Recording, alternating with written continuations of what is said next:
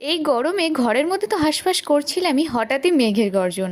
এক গাল হাসি নিয়ে দৌড়ে বাইরে এলাম। বাইরের দৃশ্য দেখে তো আমার খুশি ডাবল হয়ে গেল। ঘন কালো করে মেঘ করেছে আর দেখো চিরিক কাটছে, কিছুক্ষণের মধ্যেই বৃষ্টি শুরু হয়ে যাবে। আর এই যে দেখো ঝমঝমিয়ে বৃষ্টি শুরু হয়ে গেছে। এই বৃষ্টিতে তো খুবই ভেজার ইচ্ছে ছিল, কিন্তু সে আর হলো কোথায়। রাতের বেলা বৃষ্টি হচ্ছে, কি করে ভিজি বলো? ভিজতে না পারলেও বৃষ্টিকে একটু স্পর্শ তো করে নিলাম। আর এই দারুণ ওয়েদারে একটু কিছু না বানিয়ে খেলে হয়, তাই জন্য আমি আমার ডিব্বাটা নিয়ে চলে আসলাম রান্নাঘরে। এখানে পাস্তা সেদ্ধ বসিয়ে দিয়েছি, দিয়ে আবার আমি জানালার কাছে চলে এলাম বৃষ্টির ফিল নিতে। 43-44 ডিগ্রি গরমের পরেই প্রথম বৃষ্টি, মন তো একটু খুশি খুশি হবেই, কিন্তু আরেক কাণ্ড ঘটলো। হঠাৎ করে লোডশেডিং হয়ে গেল। এখন এই ফোনের টর্চই ভরসা, তো এভাবেই আমি পাস্তাটা বানিয়ে নিলাম। তারপর ভাবলাম যে অনেক দিন না চা খাওয়া হয় না, গরমের জন্য এটাকে একটু বাদই রেখেছিলাম, তো ভাবলাম আজকে ঠান্ডা ঠান্ডা ওয়েদার একটু চাও বানিয়ে নিই। বেশ পাস্তা চা বানিয়ে নিয়ে বসে পড়লাম সন্ধ্যাবেলা। এখনো কারেন্ট আসার নাম নেই, সেই অন্ধকারের মধ্যেই খেতে হলো। চলো আসছি পরের ভিডিওতে, টাটা।